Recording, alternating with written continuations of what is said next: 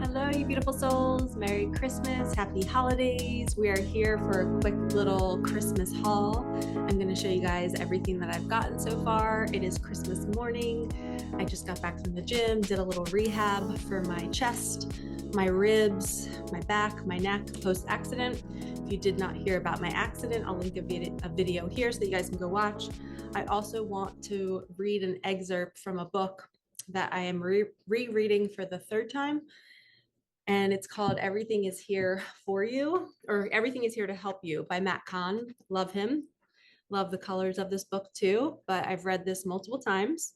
And I opened up and just asked Spirit to bring me a message today. And it was directly related to my accident and everything that I've been going through. And as you guys know, being an intuitive, we experience things and it's always in alignment with what our viewers, our audience, our friends, our family, we're all in this big collective bubble. And when one person is experiencing something, there's a similar lesson for the other people, right? It might not be a car accident, but it might be a loss or a divorce or a breakup or some sort of pain or suffering. For instance, yesterday was Christmas Eve. And I did a client call with one of my clients who's on a leap of faith right now. Yes, I worked on Christmas Eve because when you're on a leap of faith, like holidays don't matter. You're feeling so ungrounded, you're needing support, you're around family. And when you leave a job with nothing lined up, the leap of faith that she took was she quit her job. And she has two kids, she's a single mom, and she's feeling a little unstable. And this is the part of the journey where we need coaches, we need healers, we need people that have already walked the path to say, okay, what you're feeling right now is okay.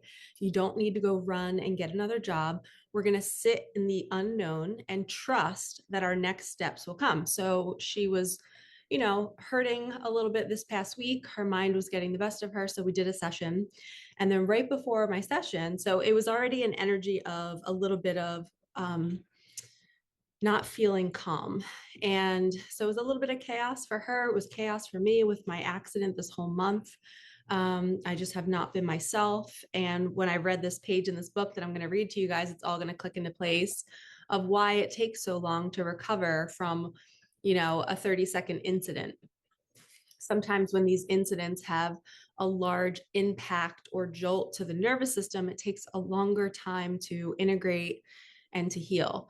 So right before her call, my niece, she's 17 years old, and she texted me that her and her boyfriend just broke up.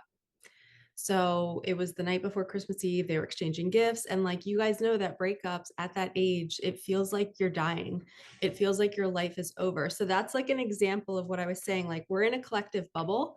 So I might be experiencing pain from a trauma, from an accident. My client's experiencing pain from her leap of faith and she's scared.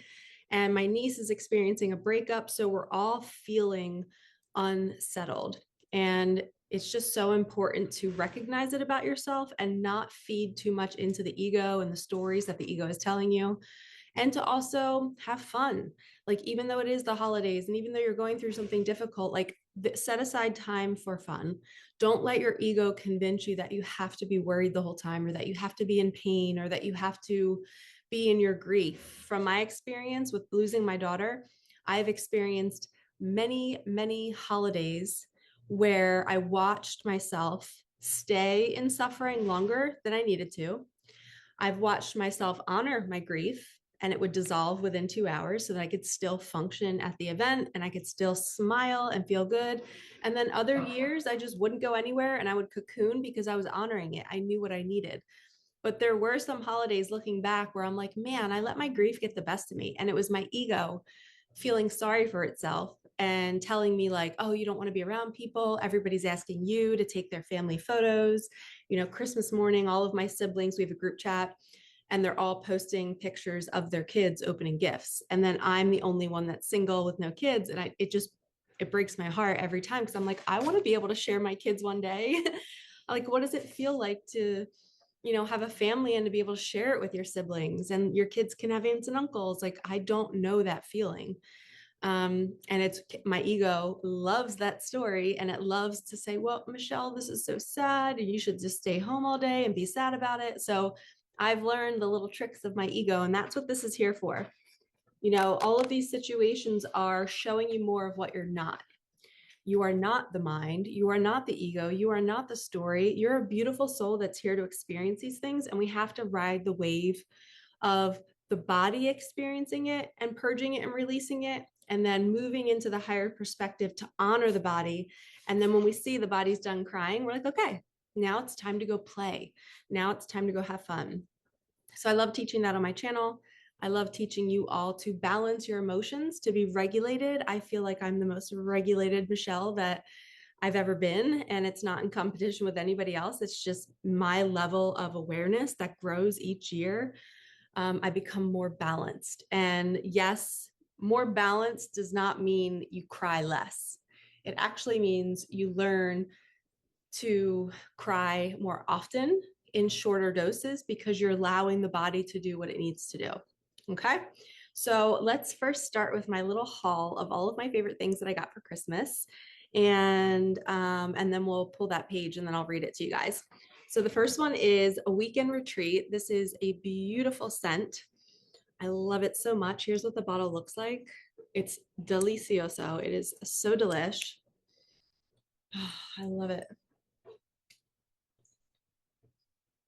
I wish there was smell-o-vision. I would send it to you all.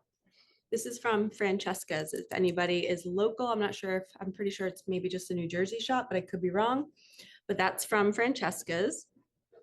My niece Eva gave me these cute little, I love that it said Altered State is the name, but they're cute little like pearl hoops. Very unique. Love them. Got them. And then one of my clients got me an incense holder. And if you guys didn't know this, the heart with the sunburst beams, that's how I draw all my hearts in my journal. I like when I send cards to people, I always do the heart with a sunburst. I don't know why. I don't know when I started doing it. I just love doing it. So she found this heart incense holder and I was like, oh my God, this is so me. I love it. And then my mom, look what my mom got me. It says, I treasure you.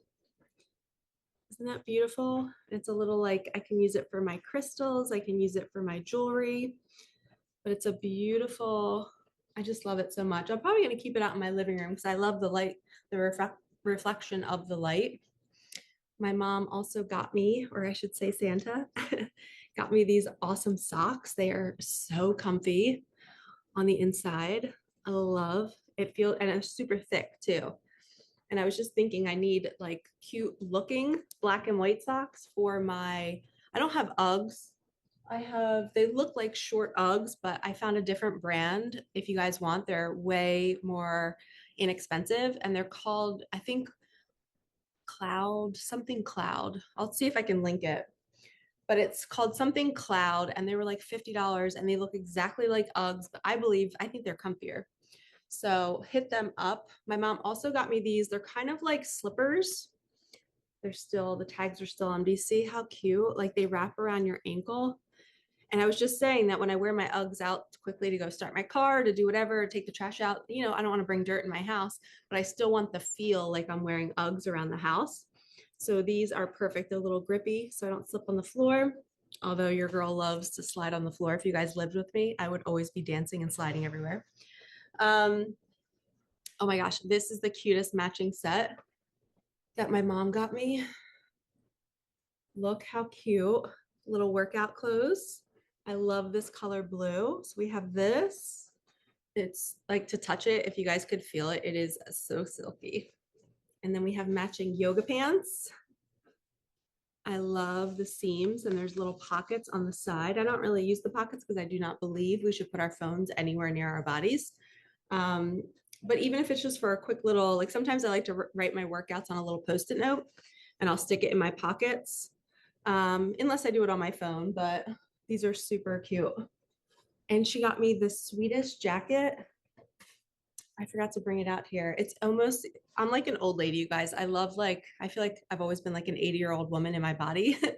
And I love like cute plaids and quilt patterns. My mom got me I'm gonna go get it. It's the cutest jacket with like a quilt pattern. So here's what it looks like.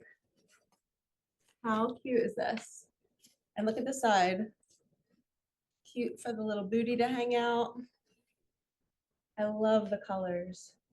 It's kind of old lady-ish, but I like it. And it's gonna look so cute. Like, check out this with this cute little tiny tank underneath. Yes, please. I'll be able just to wear this, show a little bit of the cropped belly with the pants to match. So she bought that whole set together. It's all from the same company. And then I also got the jacket that I'm wearing. I bought it for myself. I don't know if you guys do that, but I treat myself. It's a form of self-love on the healing journey, is to buy yourself something at your birthday, on Easter, on Thanksgiving, on Christmas, just celebrating yourself around the holidays. But I got this vest, so cute. Look at the ties on the side. I don't know if you can see it. It's kind of hard to see, but super cute. I like the little, there's like a little hook here so you can hang it up. Love the collar. And if you can see, maybe if I can go like this, there we go. You can see that it's like a Sherpa type of feeling. It is the comfiest thing on the planet. I also bought myself this cute little heart cardigan. You'll see me wear it in one of my videos that's coming out soon. It's got little pink and red hearts. My niece Eva was with me. She's like, shush, you got to get that sweater for Micah. So the sleeves are cute. And it's so funny because last night at my mom's house, my sister-in-law, like she only gets me gifts if she finds like something heart related. Look what she got me. After I bought that sweater for myself, she found me the cutest sweater from, I think it's American Eagle. Look at the little heart on the sleeve. It's just a simple, I don't know what color you would call this. It's more like an orangey coral, but it's so comfy. It looks really cute, like tucked into the front with some baggy jeans, like kind of like the baggy look, but there's only this one heart and that's it. That's the only like decorative piece of the sweater. The seam is really cool. Check out the seam of this. I don't know if you can see. Yeah, I like the seam. It looks like weathered and worn. But that was super cute that I got last night. And then my favorite, where I was pulling all of those items out of, my mom got me this bag. She's like, only my Michelle would get this. Look at this bag. Talk about total glam, but also comfy winter. I love the sheen. So this is going to be my purse all winter. Yes, it's huge, but it's so me, right? I love it. She's like, it's going to look so cute with your Bronco. Oh, she also got me an Adidas backpack. Hold on. Check out this backpack. So awesome. I love the colors. She was like, this would look good with your Bronco too. She's so sweet. My mom should be like a personal shopper. She's so good at like kind of intuitively knowing what you need.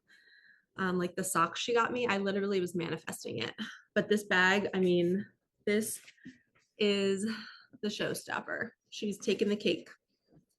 Okay, so let's get to that page that I'm going to read you all. Put this here.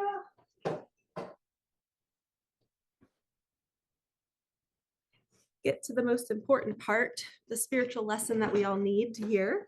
I'm going to wear my new glasses. Another thing that I treated myself to because my glasses broke. There was maybe 3 days after my accident. I'm sorry, the weekend after my accident where I was like dropping things like crazy. I was like, oh no, is my nervous system like a scared cat or something? I dropped coconut milk everywhere. I shook the thing and the cap was open and I dropped something else in the sink. So it was a nightmare. And I dropped my glasses and then I stepped on them in the same moment. So we got some new glasses. Okay, so everything is here to help you. Finding the Gift in Life's Greatest Challenges by Matt Kahn. This is page 77 for my 7 lovers. It says, integration is everything. Here we go. Settle in. Here's the message for you all. The bigger the wave, the more time it takes to dry anything that has been soaked. This is true for spiritual experiences. While the ego believes the greatest relief can only come from the biggest experiences, the soul knows that the more expansive each encounter, the longer it may take to digest, assimilate, and integrate. We can liken this experience to the recovery process after surgery. when the body may take an extended period of time to adjust to the effects of a medical procedure. Equally so, our energy fields need vital amounts of nurturing, time, and rest to process the transformative effects of each moment of expansion. A computer is also a good metaphor when observing how our energy field processes the grace of spiritual expansion. Just as a computer requires time to reboot after big files are downloaded, our energy fields go through extensive periods of integration to assimilate all the clearings, activations, and expansions that occur through daily interactions. If a computer had an ego, it might associate the downloading of big files as sensations of higher spiritual enlightenment, or I'm sorry, alignment. The moment such downloading is complete, the computer will begin processing each file, which to its ego would feel as if the bigger the downloading experience had disappeared. If this were so, the ego of a computer would always be downloading, afraid that the moment it stopped, the more expansive state would disappear. So it's almost like feeling like your ego is going to grab onto the integration process and think it needs to always be integrating. I always need to be working on this. I have to, it's like a never ending craving for more. And this book, Matt, is saying, I need you guys know when my throat chakra is going nuts. It's a message we need to hear. I think that was like 3 or 4 burps just there. So lots of energy moving. We can't let our ego get so addicted to our spiritual journey. We have to kind of just be still sometimes and just let the body and the soul do what it needs to do. Okay, it says the same is true whenever the ego chases after ecstatic states of consciousness. What the ego often interprets as symptoms that require the resolve of healing modalities are often signs of integration already underway. This means that many of the experiences that cause egos to seek out healing remedies are merely the evidence of integrating greater expansions. Even if we aren't aware when integration is happening, such divine subtleties must be assimilated into our energy fields so they can usher us into our highest stage of evolution. As a spiritual adrenaline junkie, the ego is addicted and attracted to contrast. When single, the ego dreams of partnership. When in partnership, the ego yearns for the freedom of being single. No matter the example, the ego tends to believe that changes in environment are the only way to feel better. Even though it is the integration of the soul that unravels the ego is able to notice the initial flow of expanding energy. Once the rush of emotional contrast fades, a process of integration begins. Instead of feeling energized and uplifted as we may have during the arrival of greater expansion, during integration, we may feel tired, depleted, melancholy, or a desire to withdraw. While the ego believes spiritual experiences shift everything in a split second, it doesn't have the capacity to respect the equally important process of integration. This is because the very integration underway is the force through which the ego returns to source. If the ego seeks healing, it is only to maintain the patterns of conditioning that integration resolves. Wow. I needed to hear that for sure. When I read it earlier, I was like, oh my gosh, this feels like me. I feel like I was so, my ego totally was like, yes, this experience is totally allowing me to, get a new Bronco and do all these different things. And then like 3 weeks in, I was like depressed and sad and grieving so much for my body. I was like holding my neck and I was imagining myself getting like in the accident and just slamming into the airbag and watching my body flail in my head. Like I just was so sad for myself. And I was just holding my neck going, Michelle, you're safe. You're safe now. It's okay. I'm going to let this heal. We're just going to rest. And every day since then, I've committed to not doing too much work and literally just laying on this massage table that I'm sitting on. And I have my massage table out every single day, where before I would only bring it out for clients or for Reiki sessions. But ever since my accident, it's been up. The heated blanket is on it every day. I just hit start on the heat. And then within 15 minutes, I hop on the table and I just lay there and I let my body process what it needs to process and integrate everything that's happened to me. A 30-second accident can cause lifelong changes, and it's not going to integrate in a week or in a month. And that's the lesson that I needed to learn. Is I was thinking that I should already be moving on and I should be creating more content and I should be working more. And I kept putting all this pressure to just keep going. And what I've learned is it's okay to be sad. It's okay to feel depressed. It's okay to go into what I'm really feeling. Because I do believe the impact of the accident where the seatbelt was, I think it just cracked open my chest, my rib cage. And I think I had a lot of stored grief deep in my chest, because I'm having these thoughts that I've never thought before, but it kind of makes sense to the grief that I've experienced in my life. I was like wailing, crying the other day, going, I can't save her. I can't save her. And I was talking about my daughter. Like I knew I've talked about like how traumatic that might be for a mom to like not be able to protect her child and to be holding her as she passed and watching her body deteriorate. Like it's so hard to watch, a parent get cancer and you see their body deteriorate, but to watch your child and a baby at that, like you've just never seen that before. So I don't think I fully processed that piece of it in the last 12 years. And this accident is forcing me to go there. And I think that's why I'm super depressed and sad. It's like an energy. I'm not depressed, but I'm feeling a depressed energy each day. And I'm just allowing it to be here and just realizing that, okay, this is part of the integration process. I'm downloading new things. I'm releasing more things and creating space. And I don't need to have to do it in a certain timeline. I also think a lot of it has to do with my throat chakra because my C3 and C4 are kind of out of place. They're a little bit more pushed back and out of alignment with the curve of my neck. So I'm doing these exercises. And as I was doing them the other day, I have to like push here to push the bones forward as I move my neck back. And I was thinking, wow, this is directly related to my throat chakra. And it's tickling right now as I'm talking. So I bet you that accident was really also opening up something with my throat. And maybe that's my ego interpreting it at that way. But like, it's not a surprise that I had a random run in with a stranger at the UPS store and he has an online morning radio show. I don't even know if it's online or if it's in person, but he, was talking to me and he was like, I love your energy. He's like, you should have a YouTube channel. I was like, oh, actually I do. And he was just like, no way, what's the name of it? So I gave him my business card and he was like, I love your perspective on life, because we had talked about other things. He was sharing about his daughters and I was talking about my fear of speaking. And he was like, I'd love to have you on my show. And I was like, okay. And as I left the UPS store, I was like, wow, I've been wanting more speaking engagements and the accident happened. And now that I'm integrating my throat chakra, which is all connected to the neck, it's like maybe I opened up some sort of new energy for me to use my voice in a different way. And we know that the throat is the bridge between the heart and source and your third eye, right? If we are not open in the throat, we can't hear our intuition. We can't go to our next steps in life because the throat is blocked.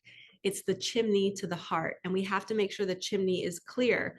So maybe, I don't know, I don't want my ego to interpret it this way, but maybe my accident was here to clear out my chimney. Maybe there were some major blockages in my chest with my grief, which then blocked my heart or my throat.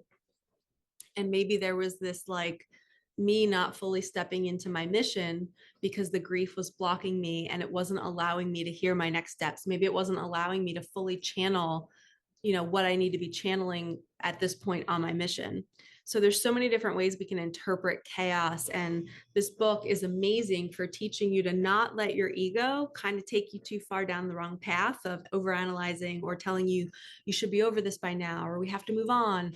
There's an integration process that we all have to go through. And the bigger the crash, the bigger the divorce, the bigger the longer you're in a relationship, but that's how long it's going to take you to kind of heal from that length of time. There's a process that we have to allow to occur. And if we can just observe the mind and watch how it spirals, trying to find meaning, we can sit back and say, you know what, I'm not going to figure it out. I'm just going to let my body purge what it needs to purge. And we can trust this intelligence. It will tell you. Like I was holding my neck the other night going, why am I holding my neck right now? But I just followed what my body wanted to do. It was like a unconscious movement. Like my hands just went here and I just started saying, I'm safe. Michelle, you're safe. And I realized that accident made me feel scared. And as human beings, most of the time when we're revisiting a scared feeling, it's because in childhood, we lived in an environment that was unsafe. And we're being forced to go back there and to realize, oh, wow, I didn't feel safe to speak. I didn't feel safe to feel. Maybe somebody shut down your feelings and told you not to cry. That those moments hinder you and they completely block that chimney to the heart, and then you're not in your heart space and you're not in your heart chakra, and you can't find compassion or forgiveness for others because you learn to shut it down at a young age. So I believe that telling our body and holding our body in certain areas and saying, you're safe now, it's okay that you're scared, I got you, I'm going to protect you, I'm not going to let anything happen to you anymore, and I'm so sorry that that happened to you at 4 or 5 or 6 years old. I'm so sorry that somebody neglected you and wasn't there to hold your neck when you were in suffering, when you were crying, at 8 years old, or you're 17, like my niece, and you're going through a breakup and nobody ever hugged you during that process. So we have to kind of revisit those moments and hug the physical vessel that experienced it and tell the body in that area, wherever it is, whether it's your belly, whether it's your back, your shoulders, wherever your ailment is, that area of your body is calling you to nurture it.